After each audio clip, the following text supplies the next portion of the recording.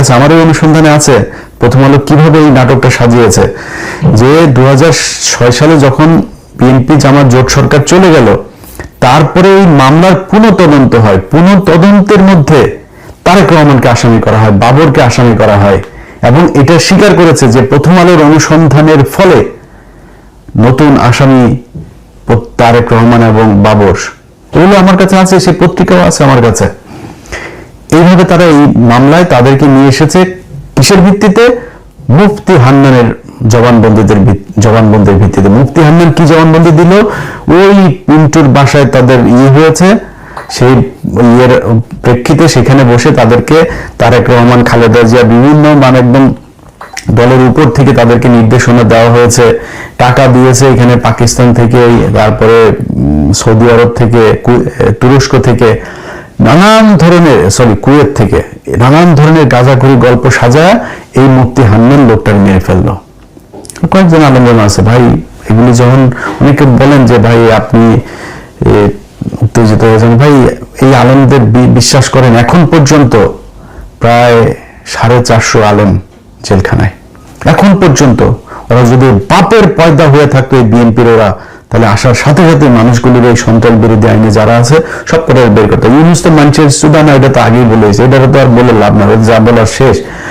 এখন এই বিএনপির হাতে তো সেই সুযোগগুলো, এরা নতুন করে প্রথম আলোর সাথে পীড়িতি করে, প্রথম আলোর সাথে। আরে ভাই আপনি ঘটনা ধরে ধরে তারপরে জজমেন্ট নাটকের এটা তদন্ত করেন, টিপু সুলতান কট খাবে, মহিউদ্দিন কট খাবে, প্রকাশক হিসেবে কট খাবে, আপনার মতিউর কট খাবে।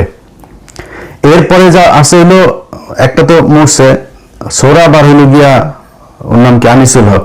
এই দুটার যে দুই কলাম লিখেছে, আনিসুল হকের কলামটা শেষ না করে কেমনি শেষ করে, আনিসুল হকের কলামটা আপনাদেরকে শোনাই। আমি তো এগুলো খুব যত্ন করে রেখে দিই, বুঝছেন, আপনারা সুন্দর করে রাখেন। বিএনপি লোক আমাদের প্রয়োজন, এগুলো পড়লে মনে হবে যে আপনাদের যে বাম্বু ঢুকাইছিল প্রথম আলো, ওটা তাহলে তখন মনে হবে। দেখেন প্রথম আলো মিজানুর রহমান খান, মিজানুর মাদারিতে মারা গেছে, ইয়েরটা দিই, আনিসুল হকেরটা দিই। আনিসুল হকের রায়, ইতিহাসে দায় মোচনের রায়, বুঝছেন, শিরোনাম 2018 সালের অক্টোবরের 10 তারিখে তিনি লিখেছিলেন এটা।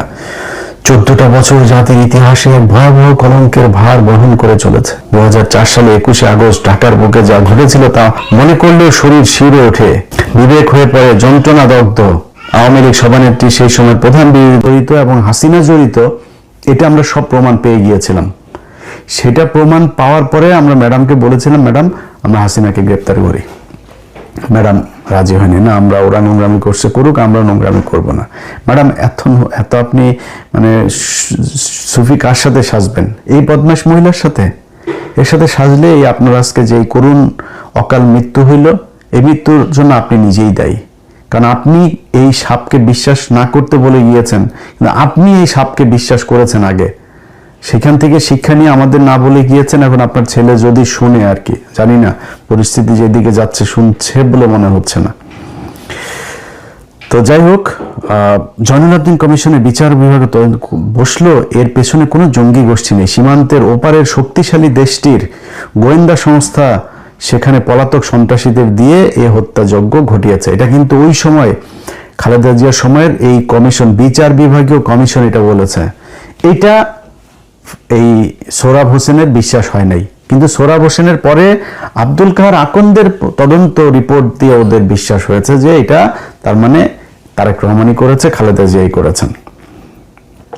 আচ্ছা, এখানেই শেষ নয়। ক্ষমতাসীনেরা পুরো ঘটনা ধামাচাপা দিতে জজ মিয়া নাটক সাজালেন। তাকে বলা হলো যদি সে শিখিয়ে দেয়া কথা বলে তাহলে মাসে মাসে টাকা পাবে, আর এর অন্যথা হলে ক্রসফায়ার। পুলিশ প্রশাসন কয়েক বছর সেই টাকা তাকে দিয়েছেও। বাংলাদেশের কোনো আসামি না, বাংলাদেশের এমন কোনো বড় রাজনৈতিক দলের নেতা আছে যে কিনা আপনার পুলিশ শিখায়া দিবে, আর সেই কথা শিখায় পুলিশে দেওয়ার জন্য তার ক্রসফায়ারের ভয় দেখানোর পরে আবার তার টাকা দিতে হয় মাসে মাসে? শুনছেন কোনোদিন? আমি এটা নিয়ে সিআইডির অফিসারের সাথে কথা বলেছিলাম। আমার কিন্তু এটা নিয়ে ব্যাপক অনুসন্ধান করে আমরা এই নিউজটা করেছিলাম বাংলা এডিশন থেকে। সেই অফিসার আমাকে বলেছিল যে ভাই আমি একদিন ওর মাকে টাকা দিয়েছিলাম, এটা সত্যি কথা। সে টাকা কেন দিয়েছিল জানেন? জজ মিয়া যখন জেলে, ওর মার আসা যাওয়ার খরচও নাই, এই উকিল টুকিল ধরতে খুব খারাপ অবস্থায় সকাল থেকে দুপুর পর্যন্ত বসে আছে। এই লোকের সাথে দেখা হয়েছে, তো কথা বলতে বলতে দেখছে যে মহিলার অবস্থা খুব খারাপ, হাঁপাচ্ছে। বলছে খাওয়া দাওয়া করছেন কিছু খালা? না। আচ্ছা ঠিক আছে, এই নেন, করে টাকা নেন। এই টাকারে ওরা বানিয়েছে। আর জজ মিয়াকে টাকা দিয়ে কিভাবে প্রথম আলো বানিয়েছে সেটা আমার এই অনুসন্ধানে দেখে নিন। সেখানে জজ মিয়া আমাদের কাছে স্বীকার করেছে যে প্রথম আলো তাদেরকে 2 লাখ টাকা দিয়ে তারপরে এই সরকারের বিরুদ্ধে এগুলো বলতে শিখিয়ে দিয়েছিল। এটাই হচ্ছে প্রথম আলো। আমরা সেগুলোকে বের করেছিলাম এই 5 তারিখের পর থেকে এই পর্যন্ত। এটা আমাদের অপরাধ হয়েছে। প্রথম আলো আপনাদের ফাঁসি চেয়েছিল, আপনাদেরকে মারতে চেয়েছিল। প্রথম আলো আপনাদেরকে পংক্তি মারলেও তারপরও প্রথম আলো আপনাদের আব্বা। কোনো সমস্যা নেই, চালাইতে থাকেন। আমরা এগুলো দেখব, আল্লাহ যদি বাঁচায় রাখে, সামনে সময় আসবে, আমরা দেখতে পারবো আশা করি। 2006 সালের আগস্টে এই নাটকের পেছনের ঘটনা ফাঁস করে জজ মিয়ার মা প্রথম আলোকে বলেন গ্রেপ্তারের পর থেকেই সিআইডি তার পরিবারকে মাসে মাসে টাকা দেয়। পরবর্তীকালে তদন্তে বেরিয়ে আসে সেই সময়ে সরকার কেবল অপরাধীদের বাঁচাতেই নানা অপকৌশলের আশ্রয় নেয়নি। প্রতিমন্ত্রী, উপমন্ত্রী, সরকার ও প্রশাসনে অনেকেই তৎপরতায় সরাসরি যুক্ত ছিলেন। যে জঙ্গি গোষ্ঠী এই নরমেধ যজ্ঞ ঘটিয়েছে, সেই যজ্ঞের অন্যতম পুরোধা মাওলানা তাজউদ্দিন আহমেদ ছিলেন আব্দুল সালাম পিন্টুর ভাই। পিন্টু ভাই, আপনি তো বের হয়েছেন, আপনার বের হওয়ার কথা না, আপনার ফাঁসি হইতে 100%। বের হয়ে এসেছেন, বাবর বের হয়ে এসেছেন, আপনাদের ফাঁসি হইতো 100%। এতদিন থাকতে হইতো না, এতদিনের মধ্যে আপনাদের ফাঁসি কার্যকর হয়ে যাইতো। যদি এক বাপের জন্ম হয়ে থাকেন তাহলে বিচার করেন, এই প্রথম আলোর এগুলোর বিচার চাইন। এগুলো এই প্রথম আলো পুরো 21 আগস্টের ঘটনাটা প্রথম আলো ঘটিয়েছে, কিভাবে তারা কি করেছে আমার এই অনুসন্ধানে আছে, ওইখান থেকে দেখে নেবেন। স্বরাষ্ট্র প্রতিমন্ত্রী লুৎফুজ্জামান বাবর অপরাধীদেরকে না ধরে সেদিন বিদেশে পার করে দিয়েছিলেন। বিএনপির নেতারা এখন বলছেন রাজনৈতিক উদ্দেশ্যে গ্রেনেড হামলার সঙ্গে তাদের দলের অমুক নেতাকে জড়ানো হয়েছে, কিন্তু তাদের সবিনয়ে একটি প্রশ্ন করি, গ্রেনেড হামলার পরও তারা পাক্কা 2 বছর সময় পেয়েছেন, এই সময় মামলার তদন্ত কাজ শেষ করলেন না কেন? ছেলে, যে তুই একটু আগে বললি যে বিচার বিভাগীয় তদন্ত পর্যন্ত করছে, তুই এখন বলতেছিস যে করলেন না কেন? করে নাই মানে কি? তদন্ত করছে, তদন্তকারী কর্মকর্তা রিপোর্ট দিছে, বিচার বিভাগীয় তদন্ত কমিশন রিপোর্ট দিছে, আবার তুই বলতেছিস বিএনপি করেনি। বিএনপি করছে তো।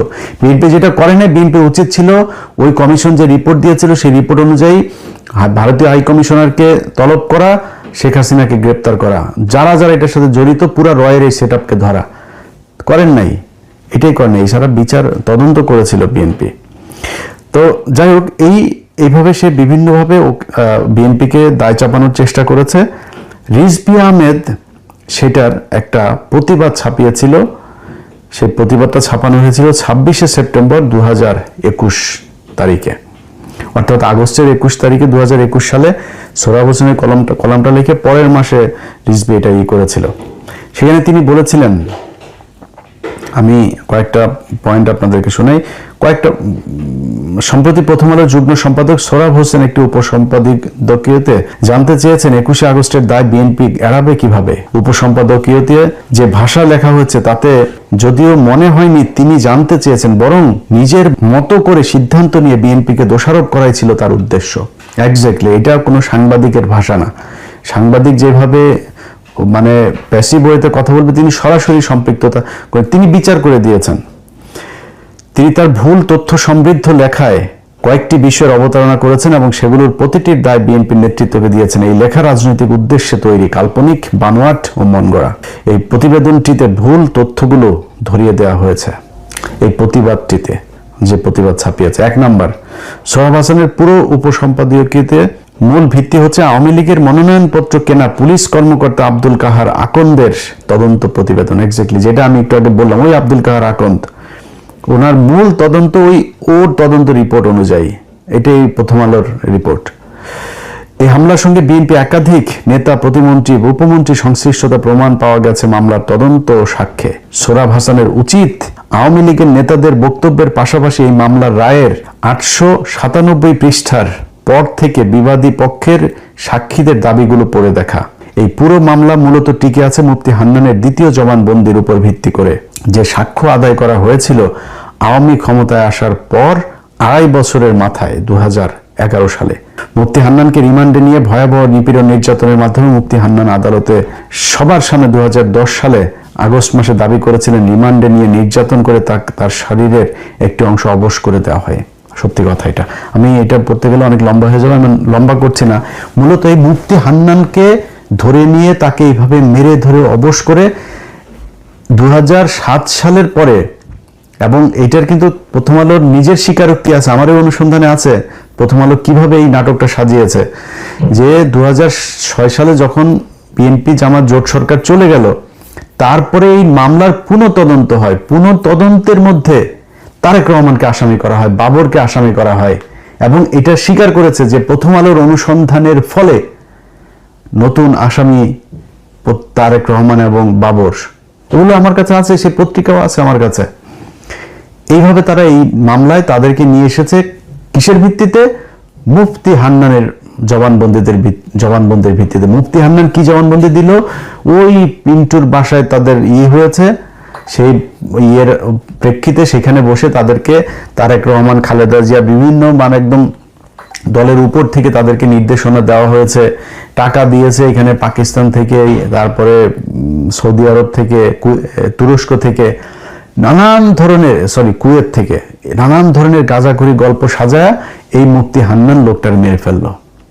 কয়েকজন আলেমের আছে ভাই, এগুলি যখন অনেকে বলেন যে ভাই আপনি উত্তেজিত হয়ে যান, ভাই এই আলেমদের বিশ্বাস করেন, এখন পর্যন্ত প্রায় 450 আলেম জেলখানায় এখন পর্যন্ত। ওরা যদি বাপের পয়দা হয়ে থাকতো এই বিএনপির, ওরা তাহলে আসার সাথে সাথে মানুষগুলির এই সন্ত্রাস বিরোধী আইনে যারা আছে সব কটার বের করতে। ইউনুস তো মানুষের সুদা না, এটা তো আগেই বলেছে, এটা তো আর বলে লাভ না, যা বলার শেষ। এখন এই বিএনপির হাতে তো সেই সুযোগগুলো, এরা নতুন করে প্রথম আলোর সাথে প্রীতি করে, প্রথম আলোর সাথে। আরে ভাই আপনি ঘটনা ধরে ধরে তারপরে জজমেন্ট নাটকের এটা তদন্ত করেন, টিপু সুলতান কট খাবে, মহিউদ্দিন কট খাবে, প্রকাশক হিসেবে কট খাবে, আপনার মতিউর কট খাবে। এরপরে যা আছে হইলো, একটা তো মরছে সোহরাব, আর হইল গিয়া ওর নাম কি আনিসুল হক। এই দুইটা যে দুই কলাম লিখেছে, আনিসুল হকের কলামটা শেষ না করে কেমনে শেষ করি, আনিসুল হকের কলামটা আপনাদেরকে শোনাই। আমি এগুলো খুব যত্ন করে রেখে দিই, বুঝছেন, আপনারা সুন্দর করে রাখেন। বিএনপি লোক আমাদের পইরেন, এগুলো পড়লে মনে হবে যে আপনাদের যে সাটার মধ্যে যে বাম্বু ঢুকাইছিল প্রথম আলো, ওটা তাহলে তখন মনে হবে। দেখেন প্রথম আলো মিজানুর রহমান খান, মিজানুর মাদারি তো মারা গেছে, ইয়েরটা দিই, আনিসুল হকেরটা দিই।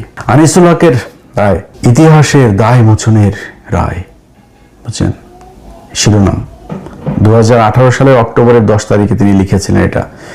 14টা বছর জাতির ইতিহাসে এক ভয়াবহ কলঙ্কের ভার বহন করে চলেছে। 2004 সালে 21শে আগস্ট ঢাকার বুকে যা ঘটেছিল তা মনে করলেও শরীর শিউরে ওঠে, বিবেক হয়ে পড়ে যন্ত্রণাদগ্ধ। আওয়ামী লীগ সভানেত্রী, সেই সময়ের প্রধান বিরোধী দলের নেত্রী শেখ হাসিনাকে হত্যার উদ্দেশ্যে গ্রেনেড ছোড়া হয়েছে জনসভায়। শেখ হাসিনা সহ অন্য কেন্দ্রীয় নেতৃবর্গকে একসঙ্গে খতম করে আওয়ামী লীগ তথা তৎকালীন বিরোধী দল তথা জাতিকে নেতৃত্ব শূন্য করে দেওয়ার কি ভয়াবহ উদ্যোগ, নীল নকশা, ষড়যন্ত্র, গ্রেনেড জোগাড়, হামলা, অপরাধীদের পালিয়ে যেতে সাহায্য করা, এবং অবশেষে ঘটনার দায় খোদ আওয়ামী লীগ আর ভারতের কাঁধে চাপিয়ে দেওয়া। ভারতের তারপরে জন্ম দিয়েছে, এখানে ওদের ভারতের জন্য খুব দয়া। এই যে সোহরাব, ওই সোহরাব বাচ্চা একই কাজ করছে। ও দেখেন ভারতের কথা আসছিল ওই যে জয়নুল আবদিনের বিচার বিভাগীয় কমিশনের রিপোর্টে, এই জন্য ভারতের নামটা আসলে ওদের এটা ভারতের, ওরা তোর মা ছিল লাগানোর পরে তো করে দিছে। তো যাই হোক, খারাপ হয়ে যায় আসলে। রক্তের স্রোত বয়ে গেলে আরো আরেক আগস্টে এই বাংলায় গ্রেনেড বিস্ফোরণ, ধোয়া, স্প্লিন্টার, আর্তনাদ, নেতা নেত্রীর ঘিরে ধরলেন সভানেত্রীকে, রচনা করলেন মানব বর্ম। কি শোকে চাচ্ছন্ন এক স্ক্রিপ্ট রে ভাই। 2004 সালের 21শে আগস্টের সেই বিকেলে রাজধানীর বঙ্গবন্ধু এভিনিউ আওয়ামী লীগের সমাবেশে এই গ্রেনেড হামলায় ঢলে পড়লেন আওয়ামী লীগের মহিলা বিষয়ক সম্পাদক আইমি রহমান। মৃত্যুর আগে উড়ে গেছে তার হাতমাত মাহমাল, এগুলি উড়ে গেছে। ওই মাল কিন্তু আবার শেখ মুজিবের মাল ছিল, বুঝছেন, জিল্লুর রহমানের সাথে শুইতো না। এই পাপন কিন্তু শেখ মুজিবের পোলা, ডিএনএ চেক করেন 100% শেখ মুজিবের সাথে মিলা যাবে। এটা নিয়ে শেখ মুজিবের এই ফজিলাতুন্নেসার সাথে গ্যাঞ্জাম হয়েছে। এবং এই হাসিনা যখন 81 সালে দেশে আসে, এটা কিন্তু এই মতিউর রহমান রেন্টুর বইতে, আমি কিন্তু আমার বানানোর কথা বললাম, মতিউর রহমান রেন্টুর বইতে যখন আইবি রহমান আসছে, শেখ হাসিনা ভারত থেকে আসার পরে ও এখানে এসেছে কেন, ওকে সরে যেতে বলো, ও আমার মায়ের একটা দিনও শান্তিতে যেতে দেয়নি। কোট আনকোট পড়লাম, ওই মতিউর রহমান রিন্টুর আমার ফাঁসি চাই বইতে লেখা আছে। এটা বানায় বলি না, আওয়ামী লীগের ভাইরা খেপেন, আপনার বঙ্গবন্ধু কিন্তু মাথার কিন্তু আলুর দোষ ছিল, এটা সত্যি কথা। তো যাই হোক, এই মাগে মারা গেছিল ওই দিন। এখন রাজনীতি এত নিষ্ঠুর, মানুষ এত নৃশংস হতে পারে? ওই হামলায় 24 জন নিহত হন, আহত হন বঙ্গবন্ধু কন্যা শেখ হাসিনা সহ আওয়ামী লীগের কয়েক শত নেতাকর্মী। তাদের অনেকে আজও শরীরে গ্রেনেড স্প্রিন্টার নিয়ে দুঃসহ জীবন যাপন করছেন। জাতির বিবেকই যেন স্প্রিন্টার বিদ্ধ হয়েছিল। পুরো জাতি চেয়েছে এই কলঙ্কের দায় থেকে মুক্তি পেতে। আর কি সাংঘাতিক ব্যাপার, এই হামলা ও হত্যাকাণ্ডের জন্য উল্টো দায়ী করা হয়েছিল আওয়ামী লীগকেই। জজ মিয়া নাটকের সৃষ্টি করা হয়েছিল। জজ মিয়ার নাটকের পিছনের কাহিনী জাতির সামনে উন্মোচিত করে দেয় প্রথম আলো। বুঝছেন? বুঝছস বিএনপির মাদারিরা, বুঝছস, বলবেন শোন কি কই। তারপর আস্তে আস্তে আমরা জানতে পারি এই ঘটনার সঙ্গে যুক্ত ছিল তৎকালীন বিএনপি জামাত সরকারের অনেক গুরুত্বপূর্ণ নেতা ও ব্যক্তি। তারা ষড়যন্ত্র করেছে, ঘটনার নীল নকশা প্রণয়ন করেছে, হামলাকারীদের নিযুক্ত করেছে, গ্রেনেড সরবরাহ করেছে, তারপরে হামলাকারীদের নিরাপদে সরে পড়ার ব্যবস্থা করেছে, বিচারকে বিভ্রান্ত করেছে, প্রকৃত দোষী ব্যক্তিদের আড়াল করার চেষ্টা করেছে, নিজের উপরে নিজেই বোমা মেরেছে। আওয়ামী লীগ এই বিভ্রান্তি ছড়ানোর অপপ্রয়াস পেয়েছে। ধর্মের কল বাতাসে নড়ে,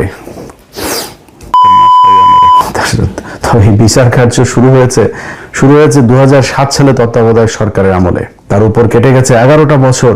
আজ 10 অক্টোবর 2018 মামলার রায় হলো।